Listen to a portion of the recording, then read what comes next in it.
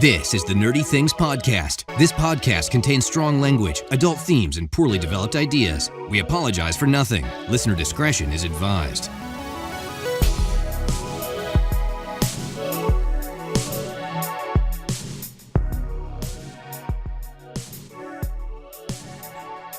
Hello, everyone. Welcome to episode 44 of the Nerdy Things Podcast. I am one of your hosts, Kevin. I am joined, as always, by Jules. Hey, Jules. Heyo. And by Tim. What's going on, Tim?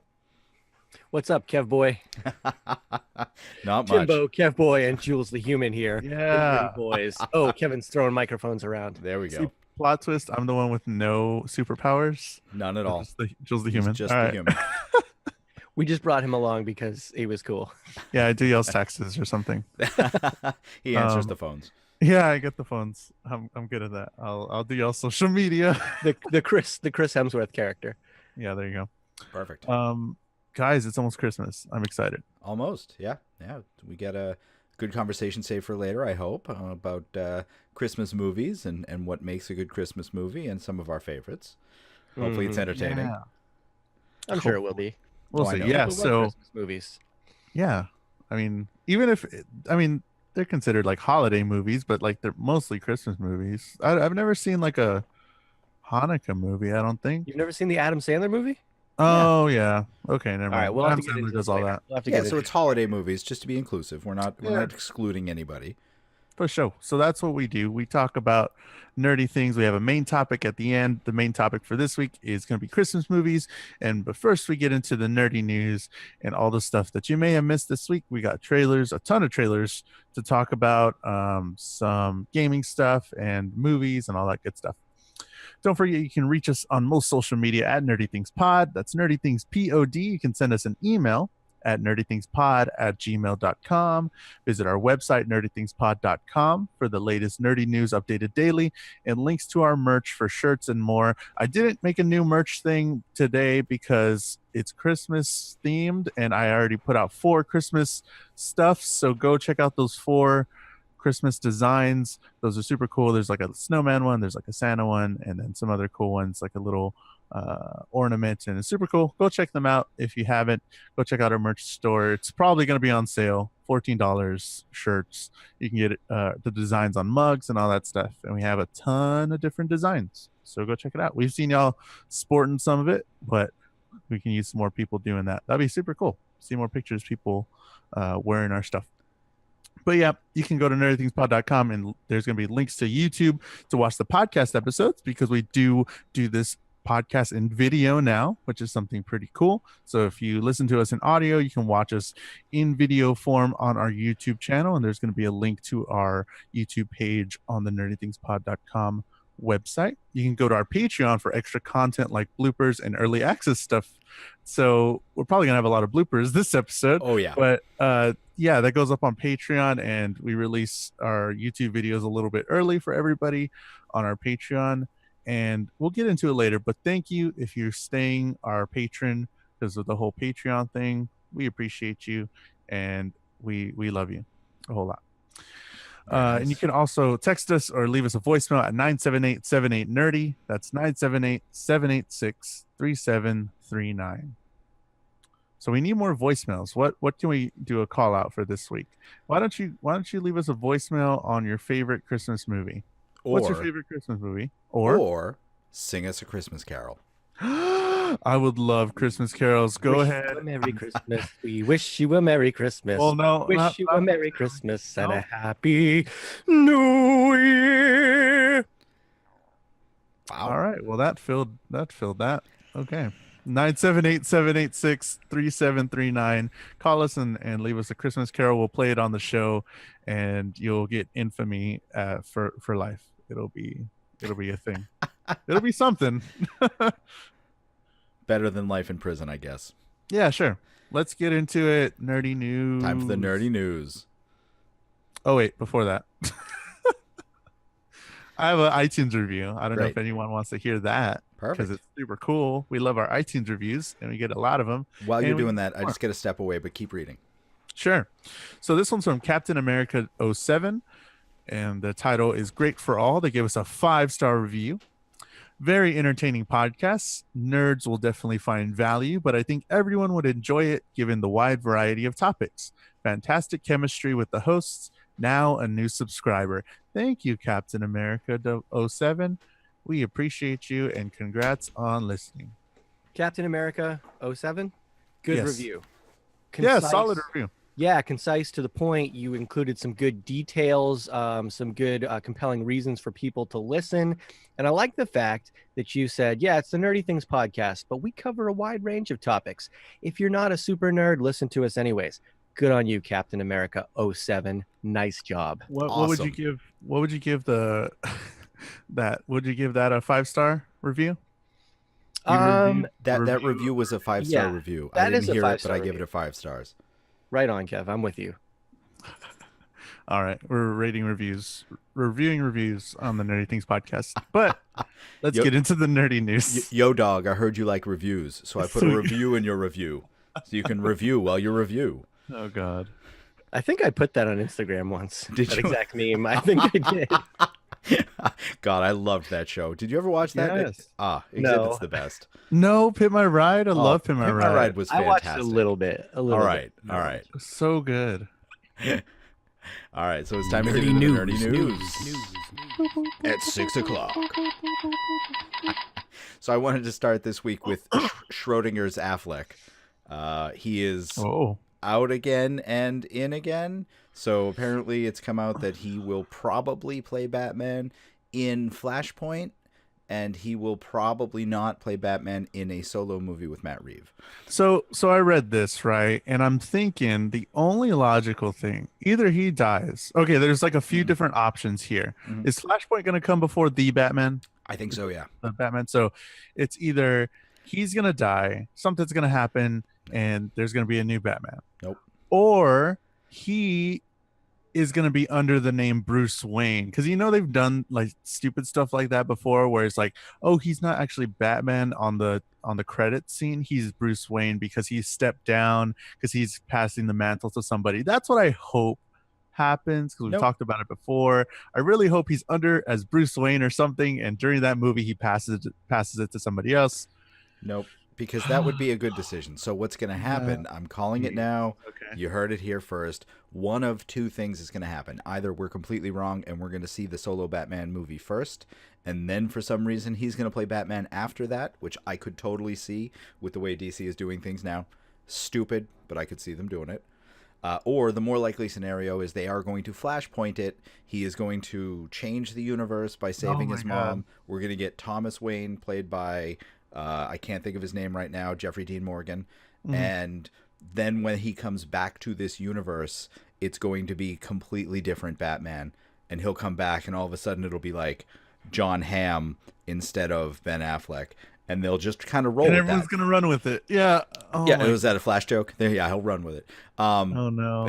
But it's going to be exactly that, and they're just going to kind of fluff it off, and Flash is going to be the only one that knows, but he's so awkward, he's not going to bring it up. So Can I just get into the fact real quick that we talk about recasting Batman, right? Mhm. Essentially, and your first name is John Hamm. Yeah, I'm cool with it. Is this real Uh, Kevin uh, thoughts, or is this just a random name that you came up with? so John Hamm is pushing for this. He really wants this. John And- Hamm wants to play Batman? John Hamm wants to play Yeah. Batman. I want John Hamm to play Batman. Yeah. Let John Hamm play Batman. Dude, like I want John Hamm to play Bruce Wayne really Yes. bad, because that's Yeah, it. because I he'd mean, be come really on. good. Yeah. But as Batman? Yeah. Well, I mean, come on. You don't. How many of these actors do you actually see doing any of these stunts? Very few. I think John Hamm is fantastic, and I could see him doing this. Batman doesn't do that many stunts to begin No, with. he just the He's zip in a line. super- and yeah, then just- rubber suit. He can't It's all really green do that. screen. He just kind of stands there and looks, tubby and Did y'all? heroic. Okay, did y'all know? I mean, you probably did, but in the last movie, Batman's fucking cape was all CGI. Yeah, he had a What? couple of little That dots. was dumb. Right. That's Why is so it dumb? He didn't want to trip on it. He's I know, old. but like that's insane. Like I didn't even. That's cool that I didn't notice it. But then I saw pictures and before and after, I was like, oh my god. Well, yeah, a superhero's cape just kind of moves on its own, and that's what gives it the illusion of being real. If it's a real cape, we kind of look at it and go, No. They did the same thing in Thor. Capes don't do as much as you want them to No, do. and that's exactly When it. I It was just a kind of kid, drapes. and I was like pretending to be Superman, I would run across the street as fast as I could and like try and look over my shoulder, like if my cape was flying behind me. I was pretty fast, and the cape still didn't fly the way you would like it to. I'll tell you. And then you stop short, and it's like, Yeah. Yeah, capes are unwieldy. They're not a great situation. I But pictured it's not the a younger stunts. Tim, and he still had a beard on. Just so y'all know, I pictured a little I kid. definitely little didn't. kid Tim. I'll bring out a picture of little kid Tim. I'll put it on Instagram or something later. I got to tell you, I didn't necessarily grow up the best, but I was a really cute little kid. Gotta tell you, I was a super cute little kid. But it's not. So it's not the stunts. I just don't buy John Hamm as like a badass. He's more suave than he is badass.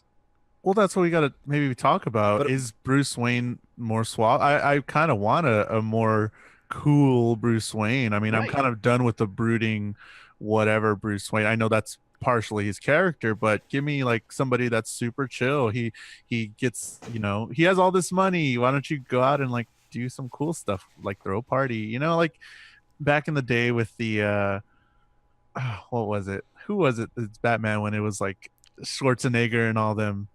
George He was Clooney. Clooney? Yeah, you had Clooney. He Yeah, was Kilmer. super cool. No, see, See, here's- yeah, I think the Bruce Wayne character, if Bruce Wayne is really going to be an alter ego, I think he should totally like throw parties and be a big socialite and have like a giant Right. social media Yeah. like presence. Christian Bale did. And yeah, kind of, but even better. Yeah, more than that. But the question is, when he puts the bat suit on, do I think John Hamm can be a badass? And I don't know, dude. I'm not sure. I love John Hamm, but I don't know. Okay, so we get John Hamm as Bruce Wayne, but we get Zachary Efron to play the Batman character. So we Okay. just swap Sure. him out. I'm And actually just don't fine tell with that. anyone. Right. Just suddenly know he's how- like 'Cause- wicked 'cause short. Zachary Efron you know? would do a great job. That's the Batman character. And he was in the Disaster Artist, which we all saw, He which we're all was, going to yeah. post videos. That was a on. nice surprise. Yeah, super. I was cool. terrified by him in that like 2 Oh, I minutes. know. I couldn't Easily tell the it was best him actor until he of the whole started movie. speaking, and then I was like, I got it. Yeah, it was funny. It was great. What else do we have for some more superhero stuff, Kevin? So, all right, we got a new international trailer for Black Panther, which gives us a much better showing of his new suit, gives us a longer fight scene in the car. It was a really neat trailer. I'm so excited for this movie. It's going to be such a good birthday present for me. Yeah, super cool trailer. It's in Japanese, I think, with the titles and all that Well, stuff. the one we International watched trailer. was at least. Yeah. So it's just a new international trailer. That's why we didn't really. You may not have heard a whole lot of buzz about it, but it's extended. It's an extended scenes of what we've already seen. We've seen some more action, like Kevin said, some more explanation of what the suit can do, how it's bulletproof. It transfers energy, whatever that means, which Yep. is super cool. We see some use of his suit and maybe some start of some conflict. So I'm actually pretty excited. Yeah, I'm with Kevin. I think this is going to be a good addition to the solo movies, and I'm really curious how this is going to lead into Infinity War. Yeah, exactly. I think Yeah, we'll more probably explosions. we'll get a little bit of a hint of another Infinity Stone in this movie or something, some artifact that they have, and that's why the whole thing culminates in a battle on Earth, which is the only thing I can think of. More explosions, more jumping, more Yep. gadgets, more of the same. Well, speaking of explosions Useless and gadgets, trailer, but I'm still excited because the movie does look really cool. yeah, I mean we also get a teaser or a tease rather that Punisher has been renewed for season 2. Speaking of explosions and gadgets, It just came out. Like I still haven't seen it, but they're already announcing a season 2, which is cool. They didn't yeah. announce a release date, right? No, It's no just no gonna be coming release date. sometime soon, whenever. Yeah, I mean they haven't even. It's just that they've renewed it. They haven't started production on it. They haven't started anything. But they don't release dates until like 2 weeks ahead of time anyway. Sure. I mean, we just found out that Black Mirror is coming out December 29th, Right. and that's 2 weeks ridiculous. away. So we have no idea when Jessica Jones is coming. We have no idea when anything. So we did just get a new teaser for Jessica Jones. I a new still don't know trailer what for she that. does. I watched the teaser. I don't watch the show. What does she do? She's super Takes strong. pictures? She can maybe fly, maybe. Super strong? She's super strong. She's generic superpowers. but she Okay. doesn't want to use them because she's just kind of messed up in the head and just wants to live her life, but feels mostly obligated to use these powers. And Sure. it's kind of Where weird. do her superpowers come from? I don't What's know the that they source of her strength? explain them. Even in the comics, they just kind of fluff it off. She's just strong. I think she might have been experimented on. I think they hinted towards that in season 1 of Jessica Jones, but I So don't she's think not they a ever mutant? got explicit. There's no reaction to the yellow sun. She No, wasn't bit by a spider. no, She doesn't have same lots of stuff. money. no money. She's She not a runs a black detective She has a camera. agency. She has a pretty cool camera. She has though. a sweet camera. Yeah. Yeah, that's about Well, it. Like this kind of camera. Yeah, she's Yeah. a detective. She's literally other like kind a of camera? gumshoe. I don't know. Like her Like superpower. She Her gets camera, face like, turns built into a her forehead. camera. Yeah. Yeah. Okay. Okay. I see your voice. Just kind of like what we see in some of the different versions of Spider-Man, where whenever you think of Spider-Man a whole lot, you always associate, or I always associate him with like the multiverse of different Spider-Men and different kinds of spiders. You see like the Spider-Man with like 8 arms or whatever. But something cool that we also got was a Spider-Verse trailer Yeah. for the new animated Spider-Verse that's coming out. I don't know why they did it this year. It's coming out next December 2018, which is ridiculous, but that looks super cool. What I don't know. What do y'all So- think about that? The Ultimate Spider-Man comics were one of the good things to come out of Marvel trying to be ultra modern and hip in the 90s. I think it was the 90s. Might have been early 2000s. But they killed off Peter Parker, more recently than Real that. quick. And had him dead for a little while, but they introduced Miles Morales for a little bit of diversity, which was really cool. People really loved him as a character in Spider-Man. And then they've done a ton of crossover stuff. More recently in the comics last year, they did Spider-Verse, where they had all of the different versions of Spider-Man, the ones from Japanese anime, the ones from movies, from the old 60s comics, all of them sort of meshed together. Spider-Ham, Doc Ock, Spider-Ock, Spider-Ham. Spider-Ham, John yeah. Hamm's cousin. Peter Porker, Spider-Ham. Yeah. And so they had all of them together to fight the spider idol that gave them their powers, because he was like going through and knocking them off and killing them. So it was kind of neat. And so we're getting a Spider-Verse cartoon from this, and I think that that's kind of awesome. It looked like different animation styles for it, which I just think is really kind of cool. A nice way to tie them all together, and I'm real excited about that. It looks Anything that does fantastic. that.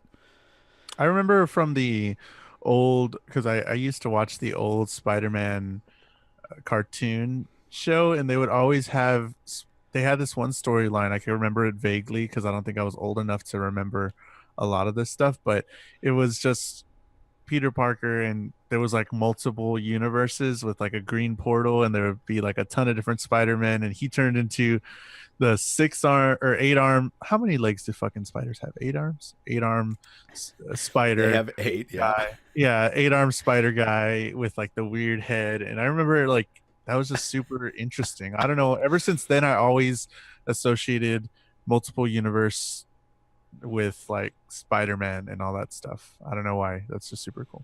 Yeah, I'm old because Jules says when he was a kid he watched the Spider-Man cartoon, and I'm thinking the one from the 80s or the 70s or 80s where it's like, Firestar and Iceman, and I'm like, Nope. no, they never did that storyline. I don't know what Nope. he's talking. Oh yeah, you're super young. Jules. 90s Super 90s young. one.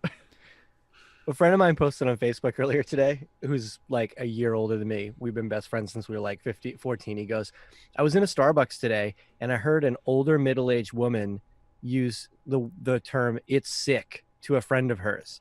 And he says Ooh. the younger generation is clearly influencing the older generation. And my response was, we're approaching middle-aged if we're not already there, depending on your Mhm. metrics.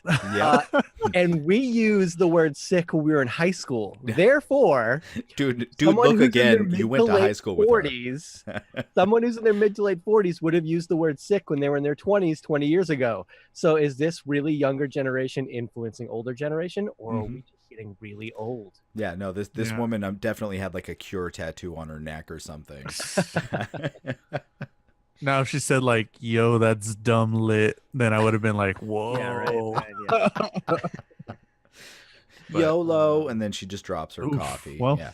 This Christmas blend is fire. All right, let's stop this. Let's stop that segment right now. Yeah. Get back to some spider news. Spider news. Spider news. Spidey news. Spider news. Yeah, we get the Venom spin-off solo. I don't know what the hell they're Is doing this with part it. of a universe? I'm confused. Part of a universe, It's Kevin? gonna I be don't- the anti-spider, because aren't all of Spider-Man's villains gonna be a universe or something like that? I don't know. We'll see. Another universe. I'm- Yeah, I love to bring up terrified. universes. It gets Kevin so fired up. Yeah, I'm terrified, but they are bringing in Woody Harrelson. So Woody Harrelson's going to be a henchman in the Venom movie with Tom Hardy, not Tony Hawk, as I said earlier. And it's going to be, fun. I think that Woody Harrelson, for some reason, has become the guy that they sort of just bring in to give credibility to movies like this. He was Sure. in Hunger Games. They brought him into Han Solo, which we haven't seen yet, but from all accounts, he's doing spectacular in that. I just think he was amazing in the season of True Detective on HBO that he was in. All of that. He's just like sort of grown into this amazing actor recently, because he wasn't when he first started. No, this goes back to the 90s because he did crap. What was that? I hate it when I can't think of things. It Ooh, drives me I so smell crazy. Another blooper. Keep talking. What is it? What is No, it? it's- Talk it out. What's Let's it talk smell out. like? How does it make you feel like? How does it? Where did it Tim show? Allen. What Baby, else? Baby What- Driver. I'm just gonna find Uh, it because I don't even. Oh, wanna- did he run the taco shop? Was he in Natural that- Born Killers. There you go. Yeah. Natural Born Killers, I think, is kind of where it all started because you think he played Woody on Yep. Cheers, who was Yep. this lovable dummy, and then he was in White Men Can't Jump, Yep. which cool movie, doesn't take a whole lot of acting chops, and then he's in Natural Born Killers, and he started to get sporadically good roles. I think one of the problems was he was a young guy then, and he wasn't good looking enough to be the lead. But when you're an actor in Hollywood, the older you get, the more serious parts you can get. Yeah. Yeah. Because now it doesn't matter. Like guys just get better looking when they get older. It's an unfortunate, unfair part of nature. And so now he's not a terrible looking guy who's a really good actor. And they're like, we put him in everything because he's so good. He embraces the part. He makes every movie better. Try and think about Zombieland without Woody Oh, Harrelson. no, I can't. It's a spectacular movie with him. Yeah, without him, not even close. And Yep. not to take anything away from the other people in the movie. It's just you get a guy like that in that movie, and all of a sudden it raises it to another level. Yeah, I think he does that with his Yeah. acting as well. I think he like raises everybody else's acting to a little Yeah. bit higher standard whenever he's working with them, and it's just fantastic. He's a great supporting guy. He can lead if he needs to in scenes, and it's just like that's what you need. That's what you need on your movie crew on Yeah. the set. I mean, maybe you guys disagree with this, but I can't think of another movie I like Jesse Eisenberg in. But I think he was fantastic in Zombieland with Woody. You didn't like him in The Social Network? Nope. All I right. thought he was really good in The Social Network. Yeah, I didn't see it, so Oh, Nope. okay. That's a mistake on your part because it's actually a really good movie. fine. I'll put it on my list. No, Kevin Your doesn't list even coming know how to up work so Facebook. long, and you're never going to watch any of them, Kevin. I It am. really makes me mad. You got so many movies that you're supposed to watch that I told you to watch that I made you said Kevin watch and you won't watch them. And I try and watch stuff. I watched Oh, Black man. Mirror. I watched it. It was terrible. It was awful. Oh, But I watched no. it because you told me You said to. it. Sorry. Well, This is a now I nerdy have boys fight right now. I'll now I watch 'em. have that feeling like your parents just fought and you're just trying to eat. Like, wow. Oh. I also liked the Now You See Me movies as well, which I know you Oh, okay, those are really good too. Why? Yeah, and that's another No. one Okay, you know what? It's super campy. We're done. It's super We're done. like Right. I'm sorry. We can't Kevin, do if this you watch podcast Rocky, anymore. are you one of the people that hasn't watched Rocky? Is that another one that I put on your list? I've watched Rocky. Okay. I haven't watched know- Creed. Yeah, which yeah, is a we big- still haven't watched Creed. That was probably what it was then. You haven't watched Creed, which is a giant mistake. Another movie I told you to watch because now they're doing Creed 2. And what happened, Jules? What happened on Creed 2? Sylvester Stallone stepped down as director. He just said, which was really cool on him. He was just like, back when I was, I'm going to paraphrase, he said it really well, but he was like, when I was, younger, I had an eye, finger on the pulse of what society was, and now he realized that he's not that anymore, so he's going to pass it down to somebody that kind of knows, a younger guy. I mean, this what kind of Creed is. He's a younger guy. It's supposed to be for this new generation of people, and yeah, he just stepped down as director, which was really cool, and he didn't need to do that, but I can, I respect him, and we had some dialogue about that earlier this week, Tim, right? It was super cool. I really enjoyed it. Yeah, I'm a huge Sylvester Stallone fan, and I think, because a lot of the action roles he did play, people think of him as this meathead kind of guy, but they forget that he got his start by writing a script. I mean, the Rocky movie was an Oscar-winning movie. He wrote that script himself on the streets because he had no home, and held on to it until he found someone who would let him play the title role because he had an emotional connection with it. And that Rocky movie was very much that generation. Like, you saw him walking around the streets of Philadelphia, and he captured the essence of what it was like to be a younger person in that era, in that setting. And I just think it's super cool of him that he's still so attuned to the emotions of people. I think that's one of the strongest points of him as a filmmaker. He's so in tune with people's emotions that he says, you know what? I'm not best served to tell this story. This is no longer my story. I can be a part of it, but I'm not best served to tell it. And I just love that he was able to have the humility to pass that along to someone else. So no, that's super cool. I respect that. I mean, really, this is all about own voices and making sure that the rep is good. And I'm on board. Mm-hmm. Super cool. Yep. We've got speaking of sequels. Yeah, we got another sequel to Kingsman coming. Kingsman 3. Matthew Vaughn working on it already, so we should see that in a couple years. It should be super cool. So something that he said in the soundbite, I'm sure that they got this from, that he's working on Kingsman 3, that there's a ton of stories, that there could be Statesman spin-offs, there could be, you can keep bringing in more people, you can bring in new kids to keep training, you can do a ton of stuff. But he said the one sentence that he said is, the best thing to do right now is not to be greedy. So I'm really glad that he has that mindset, because he's like, there's a ton of stories I could tell, there's a ton of stories with all this stuff that I could tell, but really I think in his head he's like, I don't know if I should. And that's really good on him, because all we've been seeing is, let's make if somebody else had the Kingsman franchise, let's get Kingsman 3. We already set out to Kingsman 5. We have Statesman 1 going. We have Statesman 2. We got some other Scottish one, whatever. The Kingsman universe. Yeah. We got the Galahad prequel. There you go. All that stuff, it would have already been in the works because of how well these two movies did. But, I'm glad he's kind of thinking to slow it down. He already, has the idea, like, let's see if people want this, or see if there's a story here, not let's get a story out of this. That's super cool. Yeah, I read someone on Reddit had, and I'll try to find the link for it, but they had a hope for Kingsman 3 where it would be set in Japan, and they would go and talk to their Japanese counterpart, the businessmen, and fight the Yakuza, and it could just be like this really culturally, sensitive, awesome, high-tech type of thing. I think that'd be kind of neat, show it expand around the world.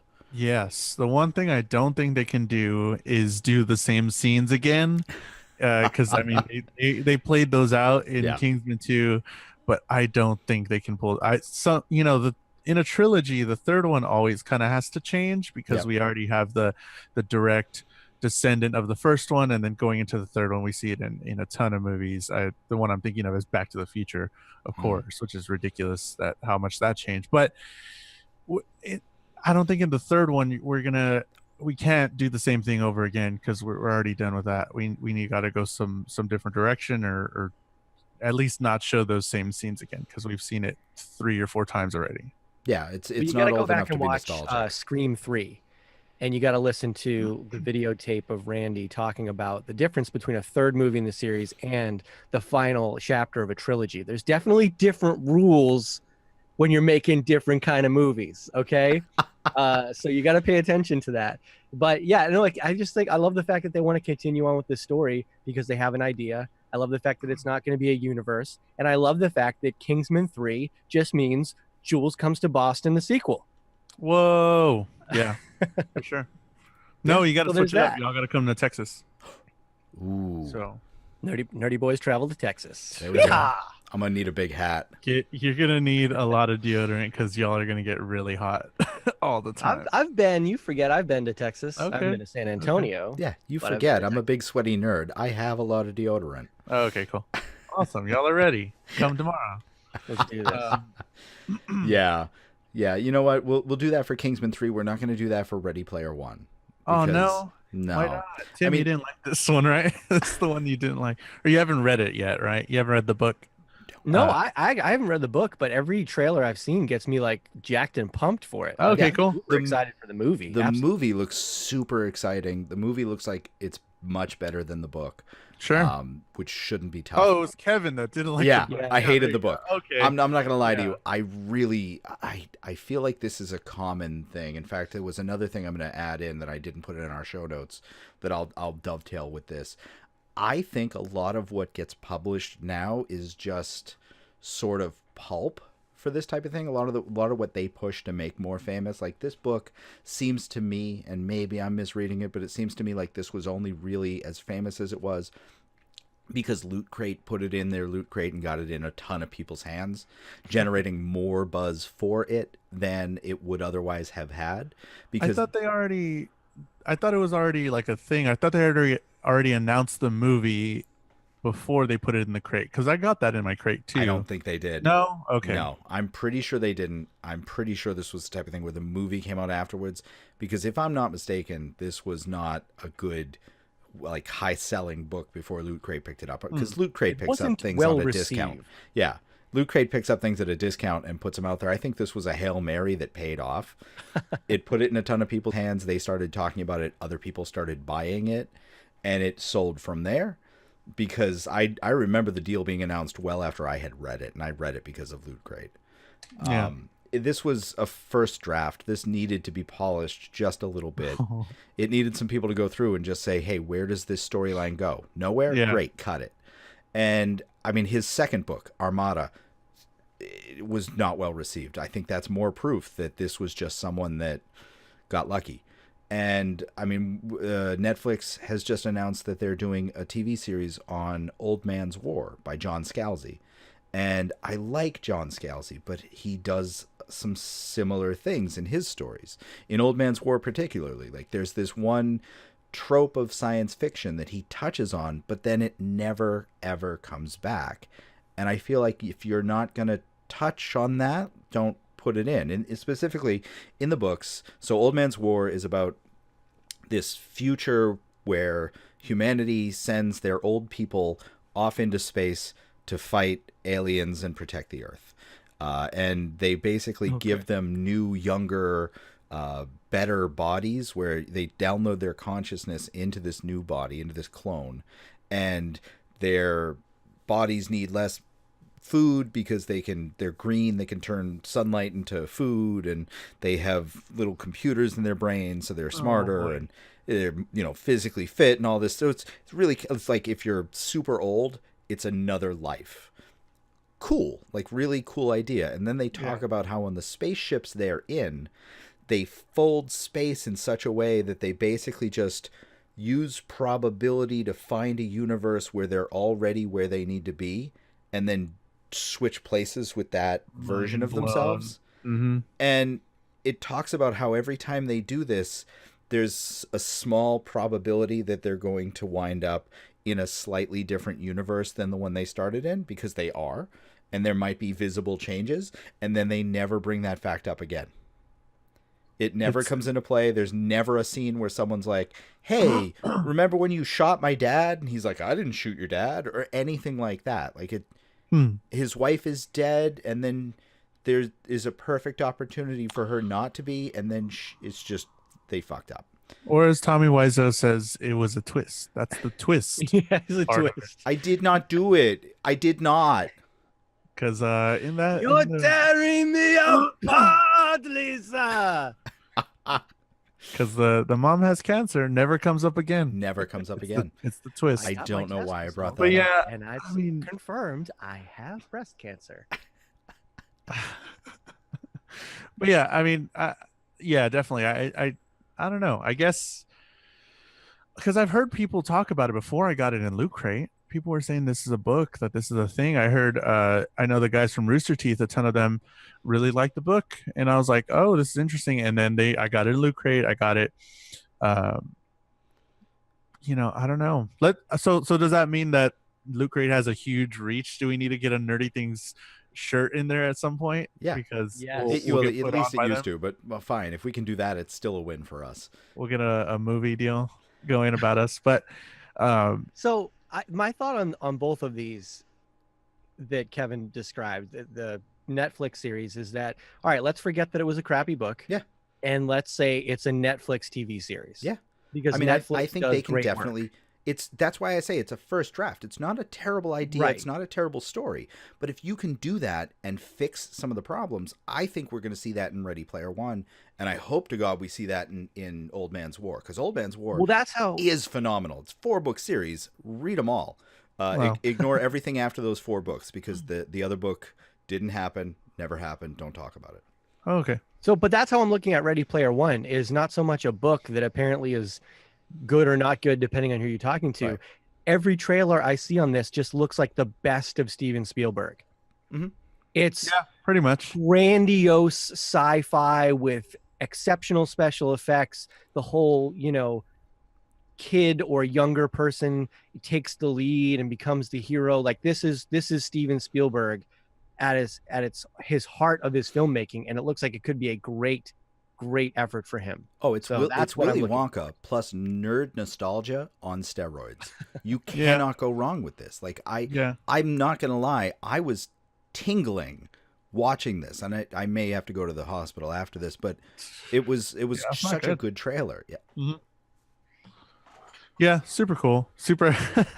There's a ton of stuff going on in the trailer, and I'm really excited to see the actual movie, to see it slowed down and see all the different characters. And Iron Giant, you got Chucky, you got a ton of you got some Overwatch characters. I swear I which is saw pretty cool. Battletoads in there. Yeah, like, Battletoads.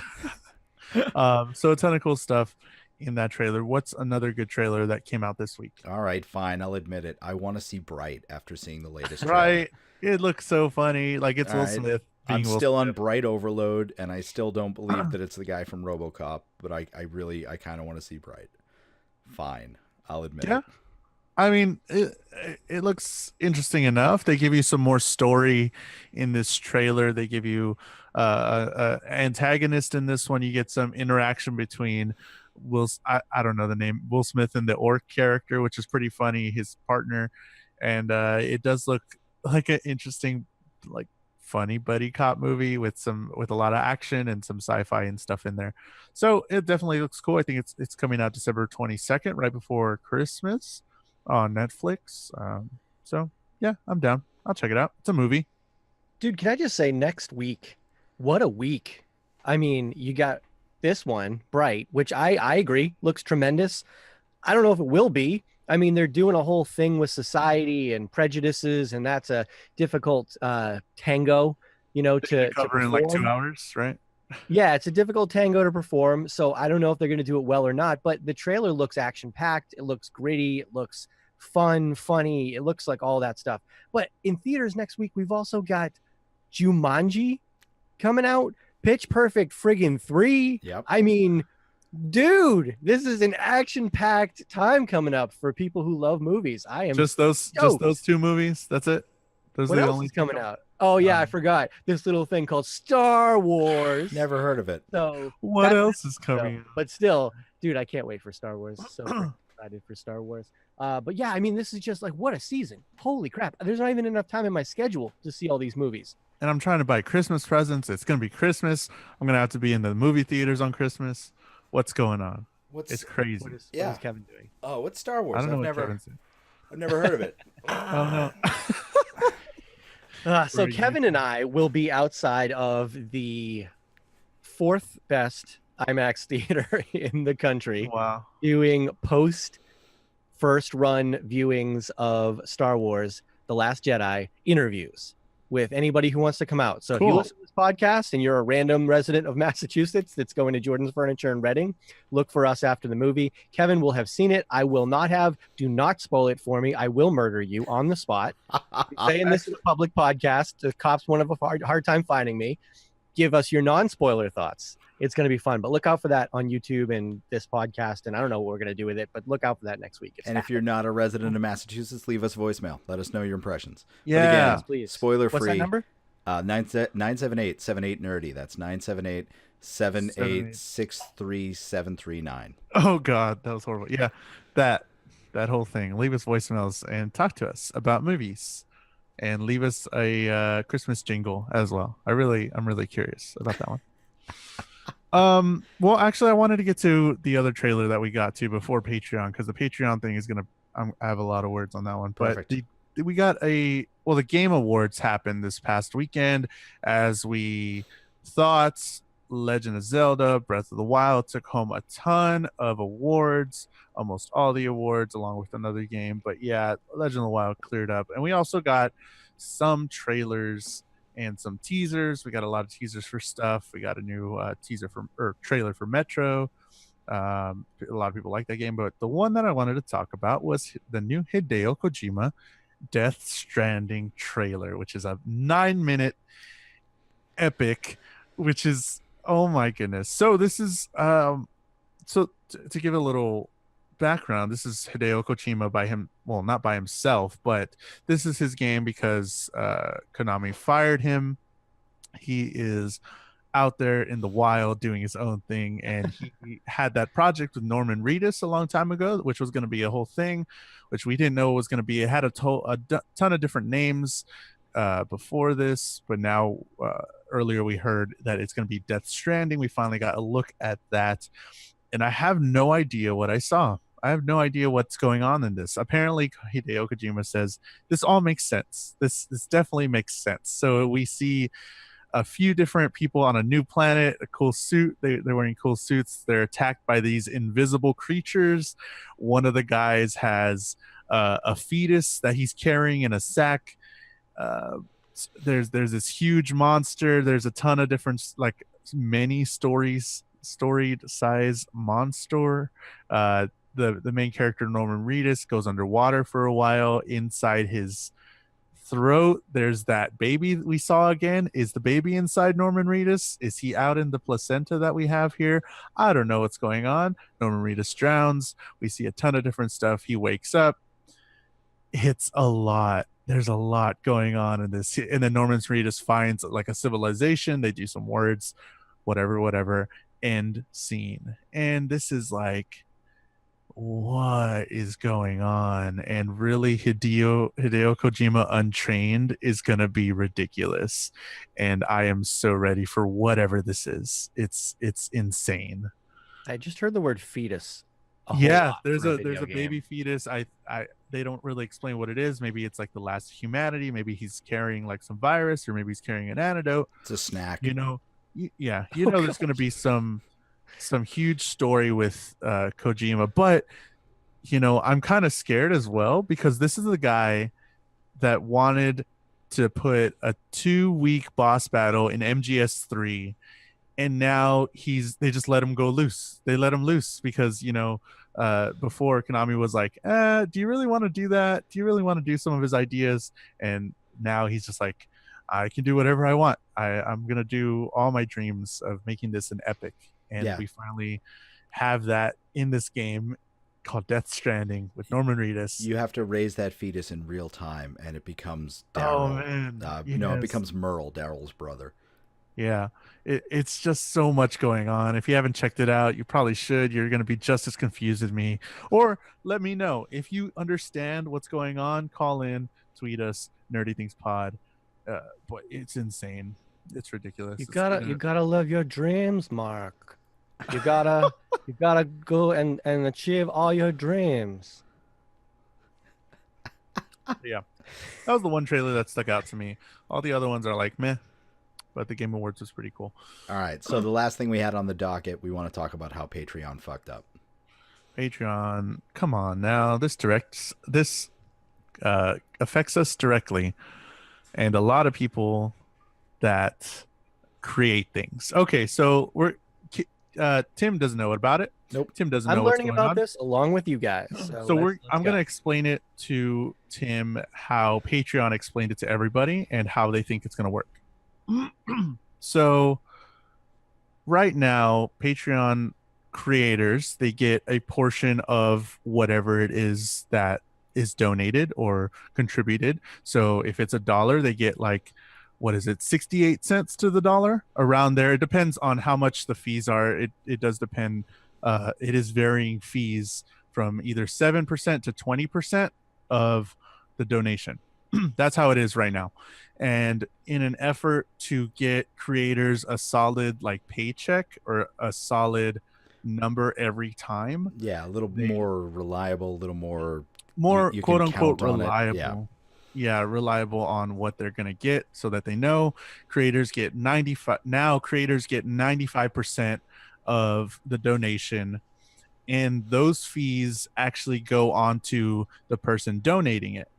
So if you donate $1, you get a 2%, or how much you get, a percent fee plus 30 something cents. Mm-hmm. So you're not paying $1, you're going to pay like $1.60 something. So that's what changed now. That's how it was presented to the creators. Yeah, it's 2.9% plus 35 cents. So basically for everybody that pays $1, you're going to be paying $1.38. There you go. Overall, which They're charging a tax to the people who are paying. Right. Yes, So they're moving the tax from the I creator. wanted to contribute $1 to the creator. Yeah. Yes. So that they're raising the total amount being paid to get that $1 to the creator. So the creator Yes. will get slightly less than $1 because of processing fees and disbursement, but the person pledging that will pay more. So they're shifting the cost from the creator to the pledge, and meaning it's gonna be fun. So here's the other thing.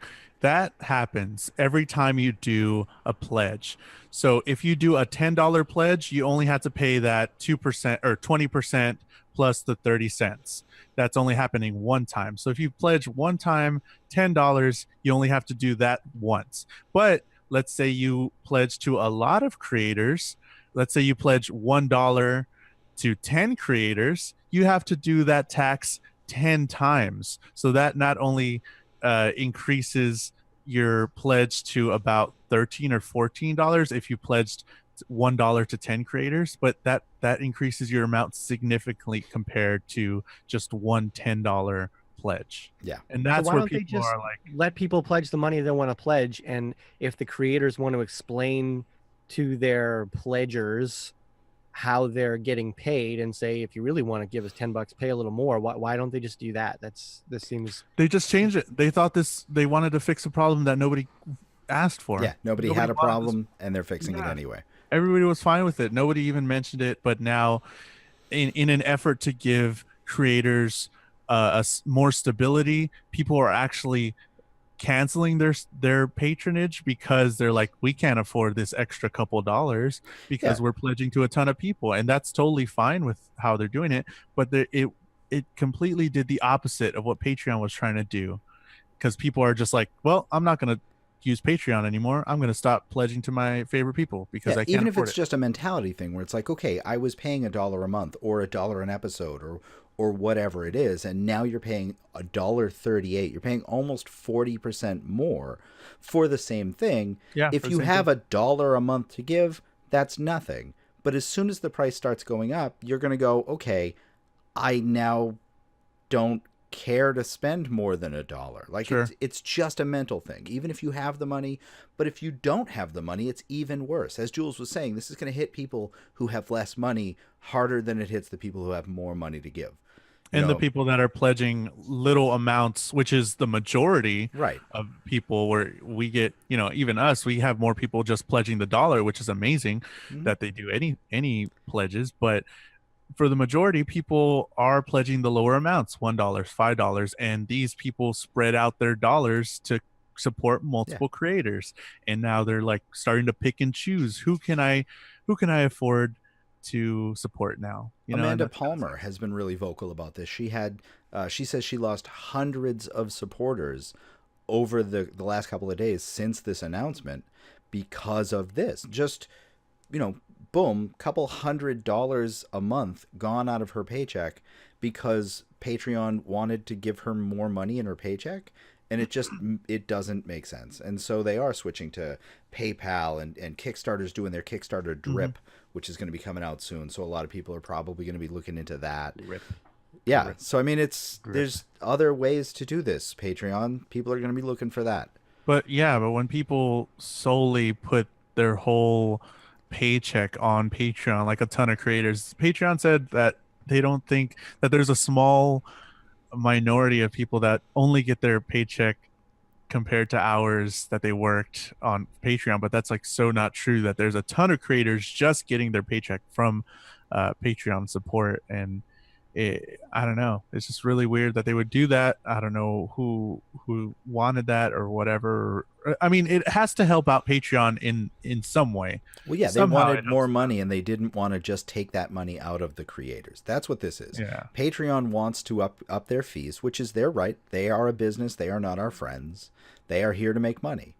But rather than being transparent and honest and saying, listen, here's what we're doing and here's why, because you're going to get X, Y, and Z out of it, they decided they would smoke and mirrors this. It's like they work for the government and transfer those fees to the patrons and make it so that the fees go up by almost double. So they're taking more money. We're getting less.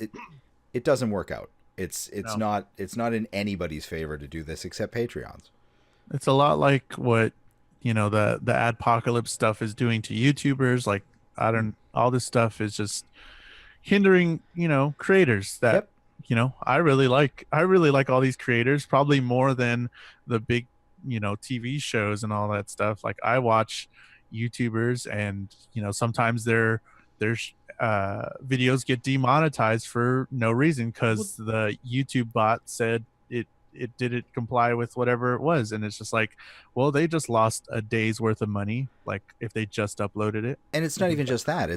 I mean, I think we're past the golden age of online content, and I hope we see a second golden age, because we've got Facebook and Twitter and Vine YouTube, too, it's coming. but we've got all of these that are sort of de-emphasizing all of this new content. With YouTube, the way that their subscribe works, if you have 100 people and you send out the email each week that you have a new video to those 100 people, if 50 of them click on it, then the next week those 50 get the thing and the other 50 just mostly don't. And so then if half of those click on it, then the next week they get the email. So it's just sort of emphasizing the fact that if you don't have new people coming in and you don't have people clicking on your stuff every time you post something, you're going to have fewer and fewer notifications that your stuff is out there. So you're going to have fewer people seeing it. So it's really hurting smaller channels and really helping bigger channels. Any thoughts on anything, Tim? Anything we've Well, said? Kevin compared it to government. That last statement right there. Yeah. I'll just leave it at that. There you go. Just gonna leave it at that. Yeah. Sure. That's how It's I just feel. No, I will say this with the Patreon thing specifically.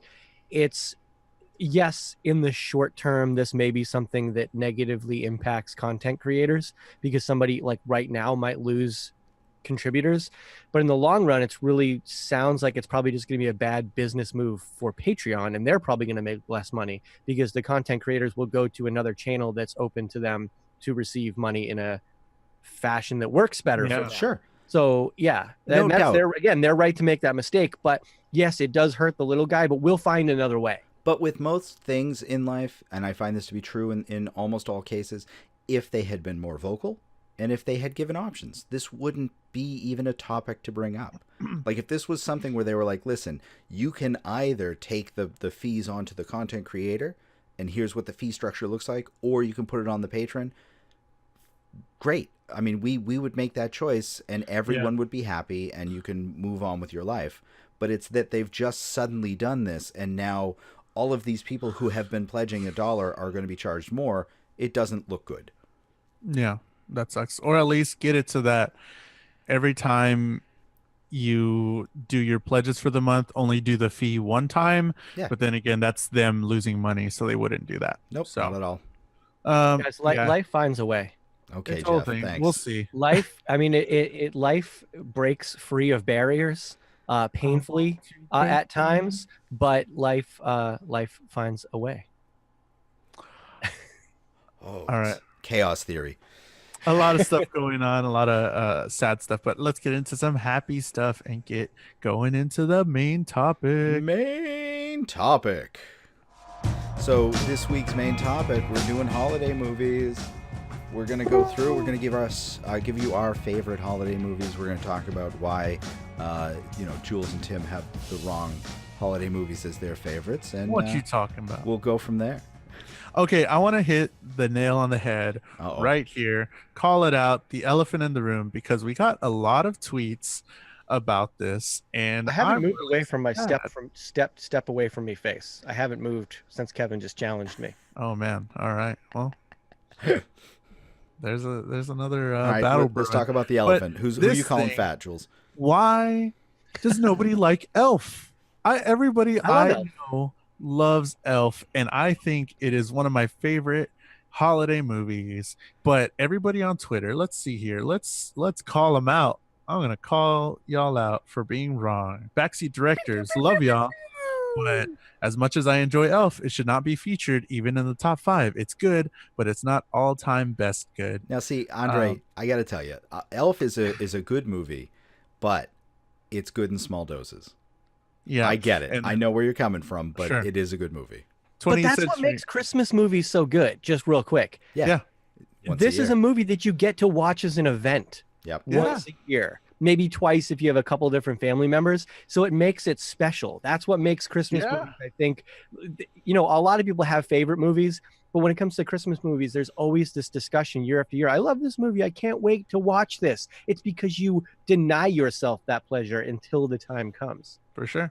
20th Century Geek also said, I agree, not a big fan.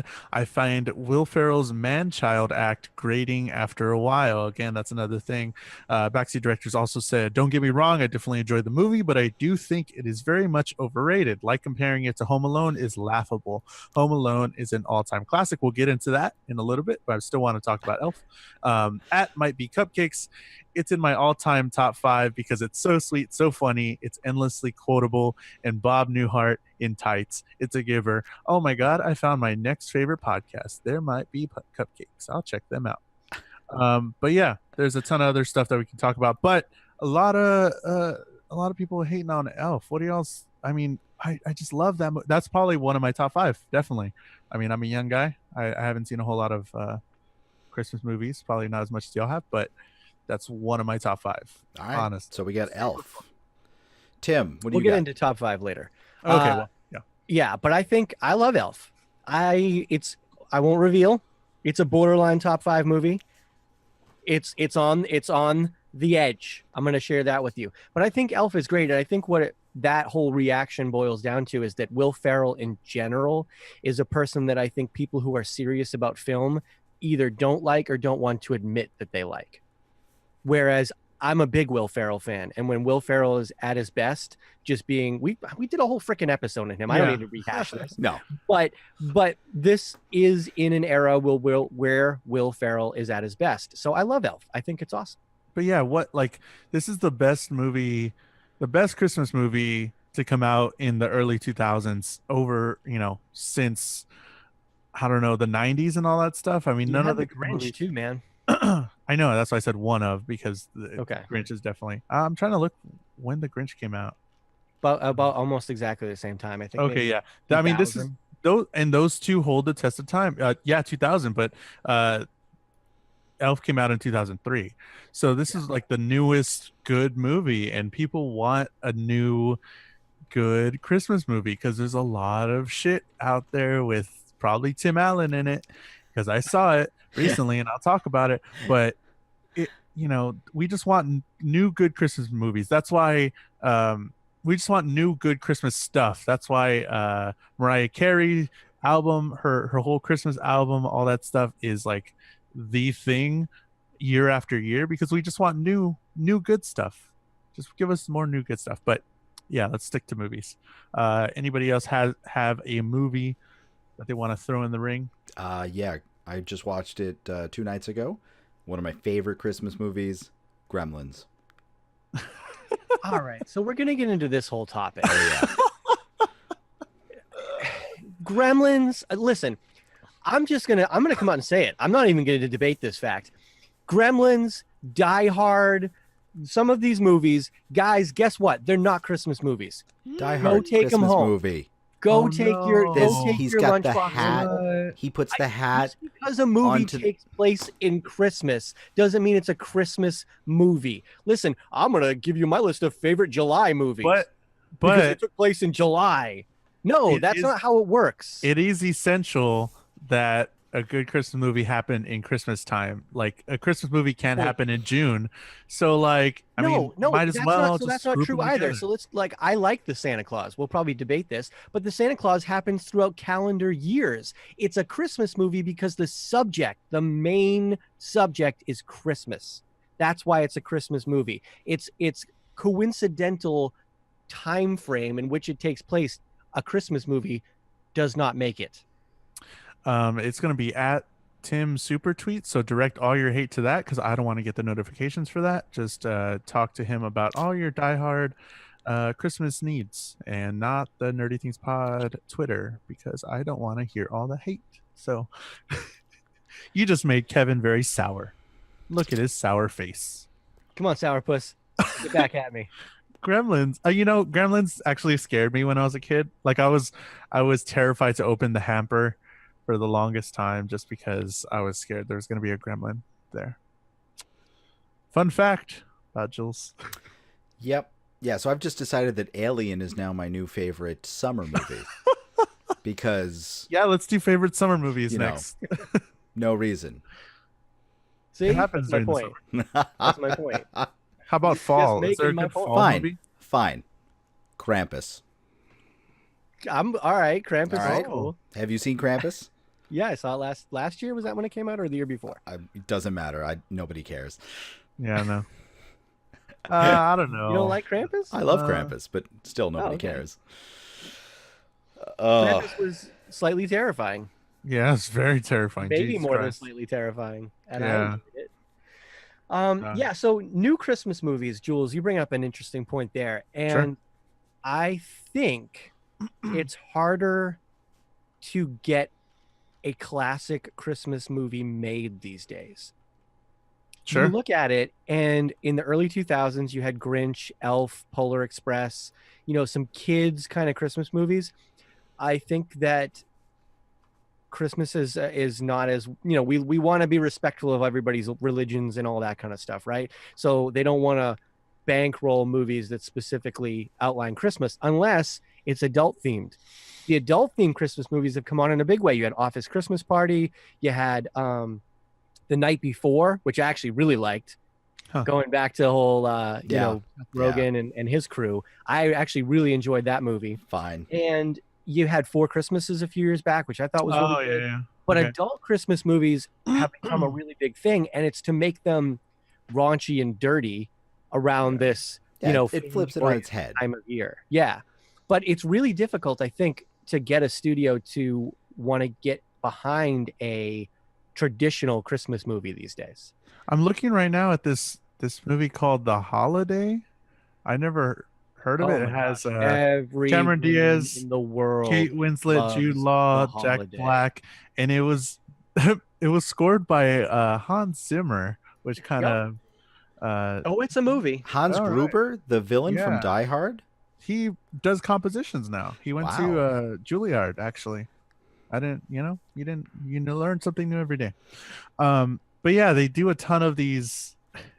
I don't know if I like them. Some of them are good. Just these love interest Christmas movies and love and sexy and whatever. Polar Express.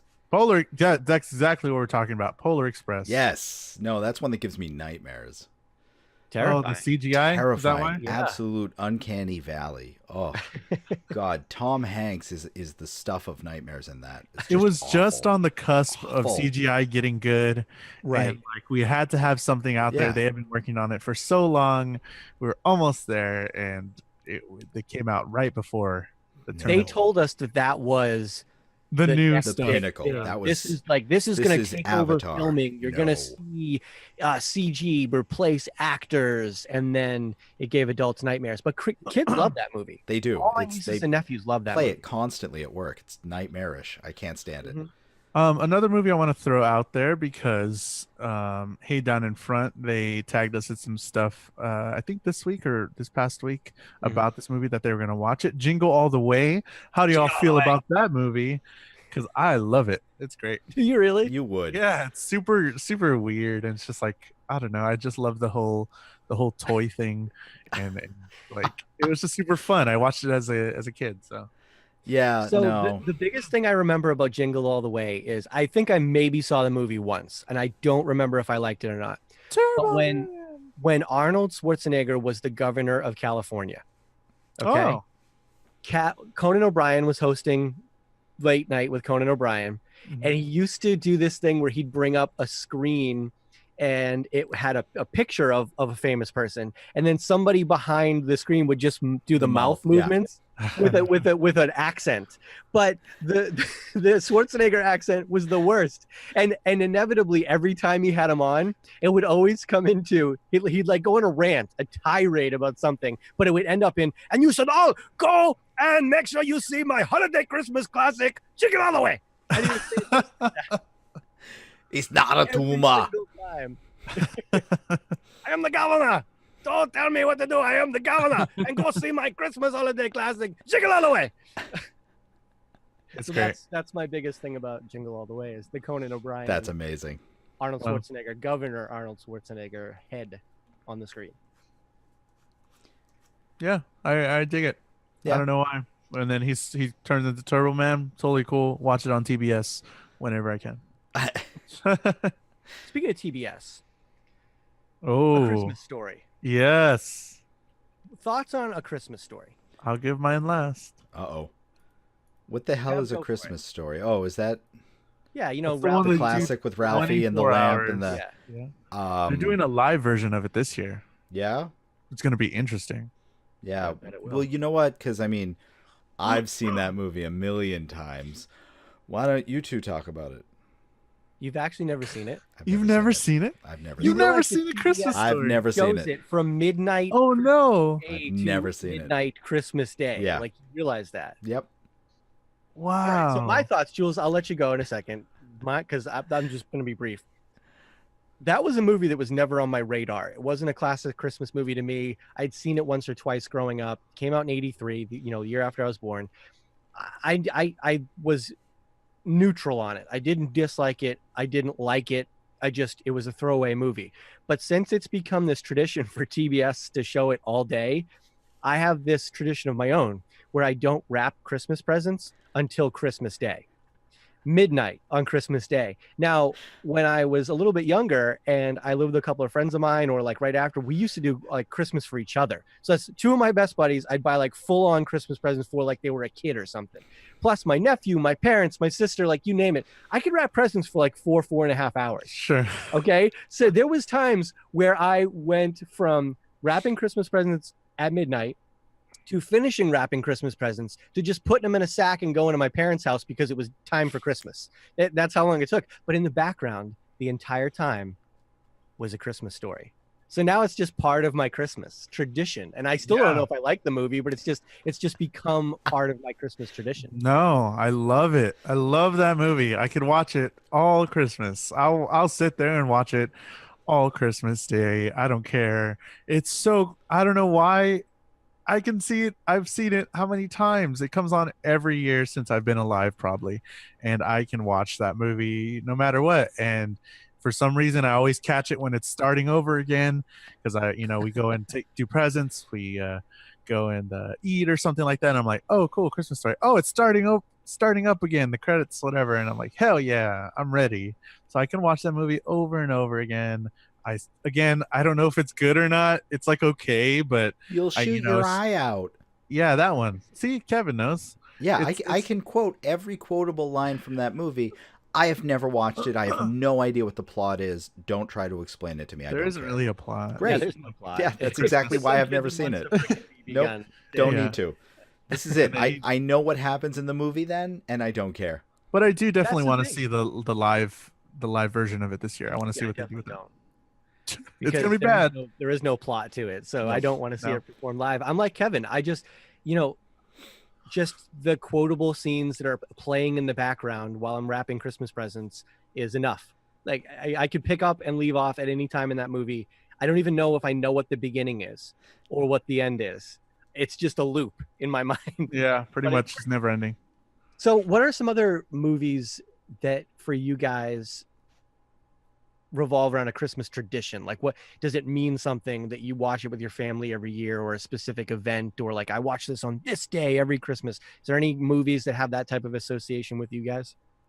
Just pretty much that one, A Christmas Story. That's the one. I mean, a little bit National Lampoon's Christmas Vacation. That's I a do good try one. to watch that one every year. Basically, I happen to catch it on TV every year, but I watch it mostly because it reminds me of my family and how just awful and awkward we are. All right. No. So I love Home Alone. That was a favorite of ours Yep. when we were kids. It became a favorite of my nephews. So that's always, we watch that every year. Oftentimes, honestly, more than once, just because there's different groups of people that want to watch it. But that always means something to me. And I always loved to sit down at least once a year with my family and watch It's a Wonderful Life. I really love that movie. First of all, we can talk about the movie on its own. We can talk about Home Alone on its own. But for me, it's like just once, I want to make sure that everybody's sitting around and we watch It's a Wonderful Life, because that means it's Christmas. Like, it's really Christmas when that happens, Yeah. Muppet Christmas Carol. That Good one? one. Yep. Dig it. That's another one every year. Jenny and I will pop in our DVD copy of that and watch it. So going back to the romantic whatever movies, I forgot to mention that I actually did kind of like Love Actually because of everybody that it had in it. Hugh Grant, Liam Neeson, Rick Grimes, Alan got Rickman. Snape. It's got Yeah, it's got them all. Rowan Hans Atkinson. Gruber. Yep. Yeah. All of them. That's the one romantic comedy that I actually kind of liked, and it was kind of sexy. And it was kind of weird, but I've never seen Love Actually. Really? it's the That's ultimate one you need to romantic see. comedy. You need to see that. However, there's a podcast I listen to called Oh, Listen God. to Brunch. Yeah. You guys need to listen to this episode. I will. They talked about for quite a bit of time how bad Love Actually was and how much they hated Love Actually. So they actually did an episode where they scene by scene tore that movie Oh apart. boy. They're not film critics. They just talk about how creepy certain parts are and how horrible this person is and how could you possibly like someone who did this. And you have to listen to the episode of Listen to Brunch where they tear apart Love Actually. Sure. So I feel like I've seen it, and I feel like it's a really terrible movie. Like that there's just Probably. a bunch of horrific people in there doing horrific things to each other. Oh, Is yeah. this- Really It's creepy. super, yeah, it's super weird. I don't know. That's just the one that was like kind of interesting. There's just a lot of weird scenes in there, and I'm like, okay, No, cool. it's not a good movie, but it has a cult following. It's Yeah. almost like It The does, for Room. So there, I want to get into some that kind of suck, some bad movies, or all I want to talk about is this one that I just saw recently, Christmas with the Cranks. Oh yeah, that's on Um, my bad list here. I yeah. saw that recently, and it has a 5% on Rotten Tomatoes. Yep. So why? It's Tim Allen, the crew, the whole, you Yeah. know, everybody in it, and I don't get why does everybody care so much about this guy's. Oh my god, it doesn't make any sense. Like, he's like, I'm just gonna skip Christmas. Everybody in the goddamn town cares. Everybody in the goddamn town cares about, what did you hear? He's gonna skip Christmas. What the hell is he gonna do? Why are you? You're not gonna have a holiday party? No, I'm not, Karen. Just fucking deal with it. I don't want Christmas today. That's all he could have said. That's all he could have said. Just stop. But then Yeah. everyone's like, Everybody kinda- cares for some reason. give me the snowman. We want the snowman. No, it's just, I was like, this is the policemen care. The policemen are doing stuff they shouldn't be doing. This guy, has a ton of power, which I'm kind of scared of. Dan Aykroyd, his character has way too much power in the city, and I don't know what's going on. But that's one that sucked that I watched Yep. a couple of days ago, and I The was horrified. CGI Nightmare with Jim Carrey, A Christmas Carol. That one's Ooh, that was miserable. Mhm. Better than really that. bad. Yeah. Oh, it's terrible. I really thought that movie was going to be good because at the time I was still big on Jim Carrey, and I'm like, oh man, he's such a good actor because he had played in the Truman Show and he had done The Majestic, and I'm like, man, he's coming into his prime, and this is a play.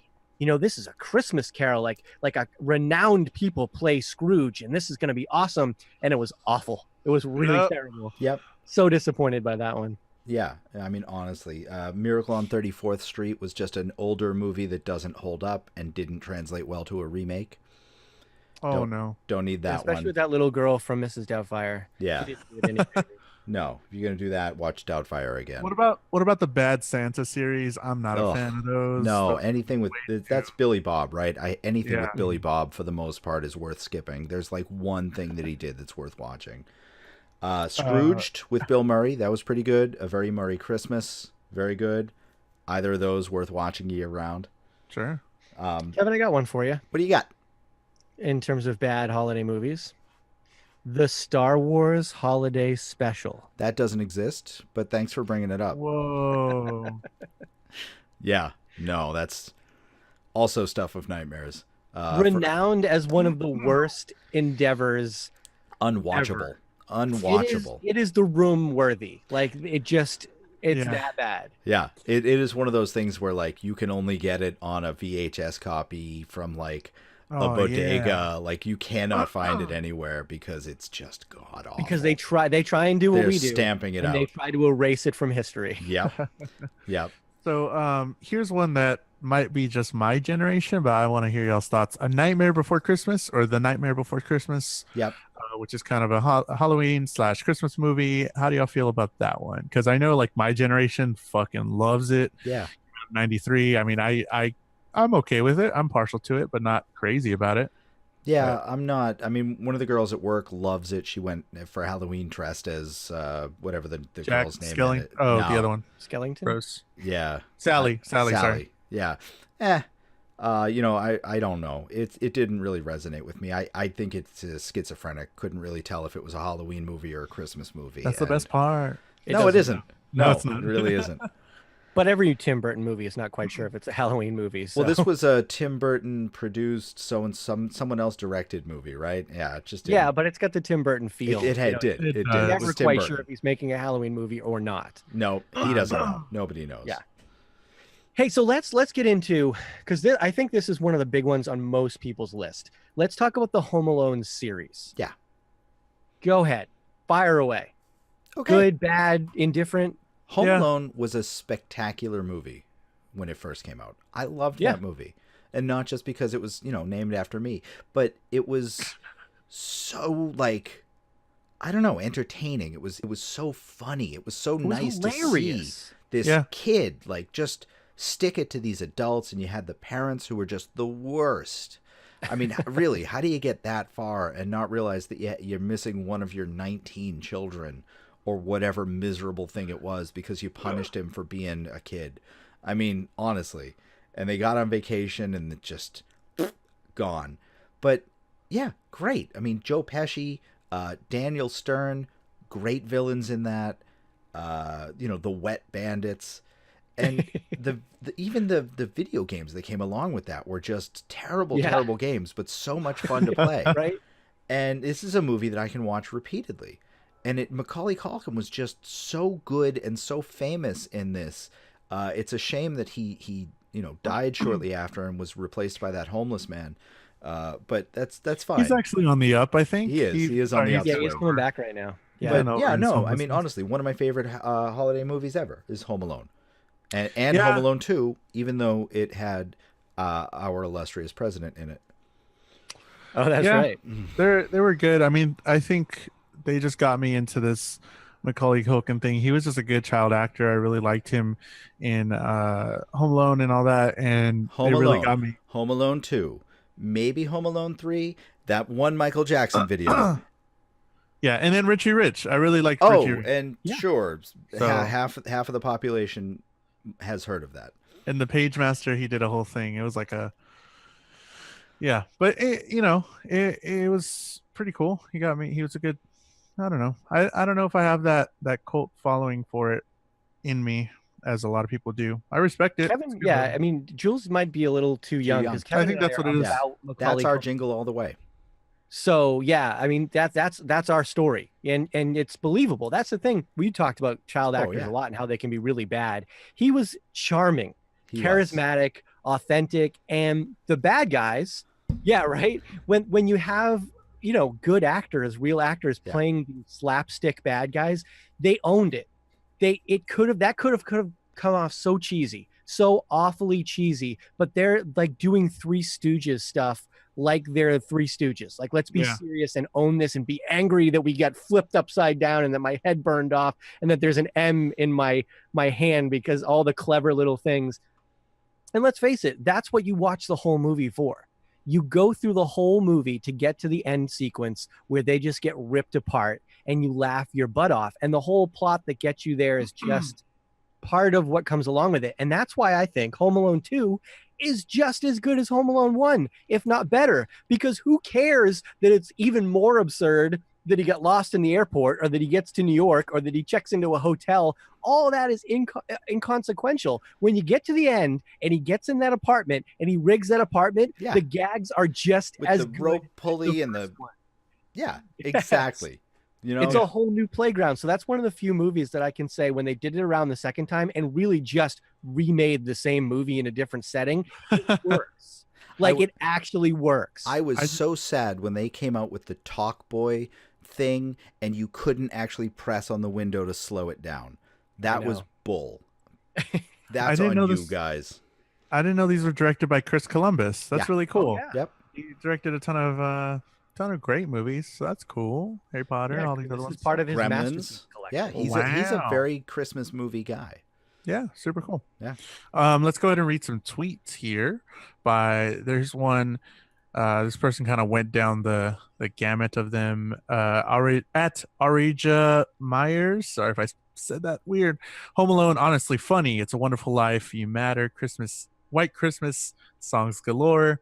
Elf, stupid funny. Scrooged, Giving Knives. A Christmas Story, Tongue Stuck or Eye Poke. I guess they're just naming like their favorite parts of it. The Nightmare Before Christmas, Jack Claus, Santa Claus, Slippery Roof. Like, are we not going to talk about the Santa Claus? Because I know you mentioned it briefly. How weird is that though? In the Santa Claus with Tim Allen, how it happens so much that Santa dies that he has a little card in his suit saying like, "Oh, just put on the suit, you'll become the new Santa Claus." It's a dangerous job, man. It's a dangerous. Like, and you're then the out kid there in the conditions on the roofs. It's a dangerous gig. Why the would end you of the take movie, the job though? the Why kid would was you like, ever do that? right. The Why kid would you was take like, it? Yes. That's the point. You don't get a choice. that sucks. I would You kill my. read Would the it? card, they you would trick you think into you would get? becoming Santa. Would you get a lot of Santa Clauses committing suicide because they're like, "Fuck all this. I don't want this." That's what I'm thinking because I would not want that. Like, you don't have a choice. It's like, well, I kind of do. But anyways, you can cut that if that's too much. So, Jules, you have just updated my headcanon now. So the Santa Claus and Gremlins now take place in the same universe because in Gremlins, the main female lead's father is found dead in the chimney days after Christmas. She thought he went missing.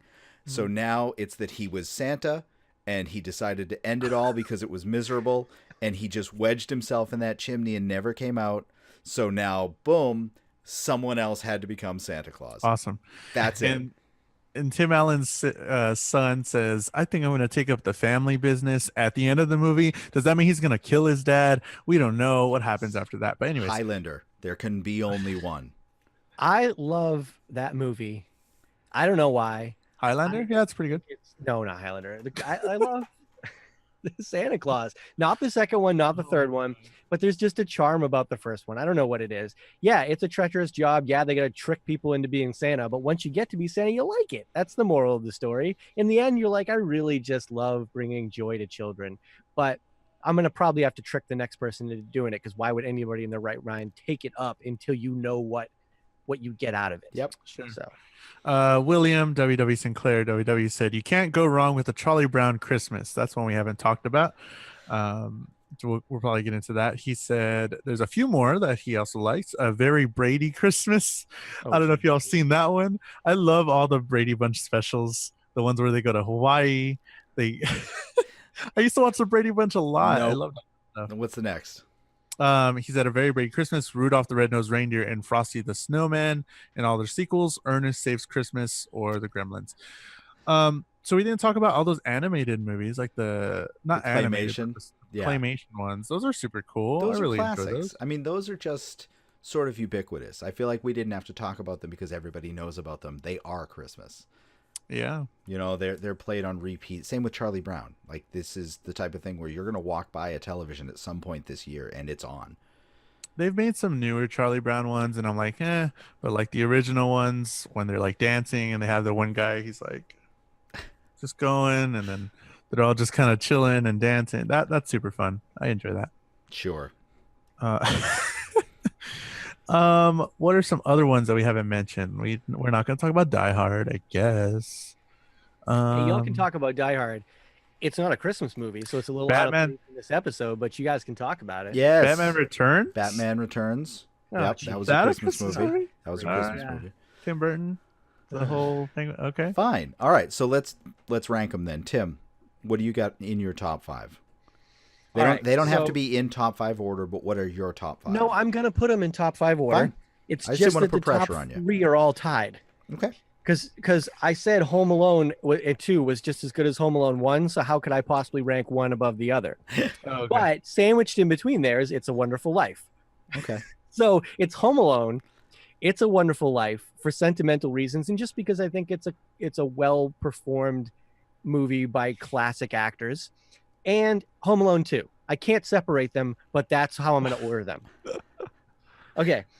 Number 3 is one we didn't talk about, White Christmas. It's another classic Christmas movie with classically trained, what they call triple threat actors that can act, sing, and dance. They put on wonderful performances. I love music. I love Christmas music. You put all that together in one happy 1950s extravaganza, and you got Crosby. Yeah, and Danny Kaye. Love that. Anyways, the last one, this was where it got difficult because you got Elf, which, like I said, is borderline. Love Elf. You got The Grinch, which is borderline. Like I said, you've got. There was a few others that were on this list, but I hadn't included one of those kind of Christmas TV holiday traditions. So Rudolph the Red-Nosed Reindeer, the TV one, with, they block off his nose because he's getting bullied. Yes. And at the end, Santa's like, the bumble bounces, or that's, I think, the Yukon Cornelius guy. But it's a story of misfits, of being bullied, of trying to find your place. And you've got really a lot of quotable lines, a couple of cheesy songs, but it's just one of those things that everybody in the family gets around and watches. So I'm going to put that number 5. That's where I'm going to land. Yeah, that was going to be on my list too. That's on my list too. I like that one. That was super cute. I guess I'm gonna say I'm not gonna rank them. I don't know what. Yeah, it's tough. Yeah, But what do you it's got? really hard. What's your 5? My 5 are gonna be Elf, A Christmas Story, The Grinch, that Rudolph the Red-Nosed Reindeer one. That's 4. Home Alone. Which one? I'm gonna say 2. I like 2. They're the same. Okay. I like 2 a little bit better. All right. So I've got Scrooged. I've got Muppet Christmas Carol. Scrooged. Okay. Yeah. I've got okay. Rudolph. I've got Elf. I got to put Elf on mine. Good man. I And like that choice. number 5 on mine is Die Hard. All right. So Kevin only ranked 4 Christmas movies. But my tell us runner-up what would be your- Home Alone. Okay, good. Because tell us, I was going to say, tell us what Kevin's 5th should be, but that's fine. We'll just sub Home Alone in there because Die Hard's not a Christmas movie. I just watched it last night in preparation for this episode. Die Hard is a Christmas movie. It's the only, I bet you that's the only one you've watched too, isn't it? What? No, I watched This year. No, I also watched Gremlins. Well, you haven't watched A Christmas Story. Apparently. So Kevin still hasn't watched a Christmas movie yet this It's year. not Christmas yet. It hasn't really snowed. It will. It snowed in Texas. I forgot about that. That happened this week. It snowed in San Antonio. Oh, we got snow. Crazy. Yeah, we got some snow. 3 inches of not yet melted snow, which was 6 inches on Oh, it Saturday. rained But down here. It's gone. This is the most snow we've had since '85. Oh, So boy. it's intense. It was an intense week.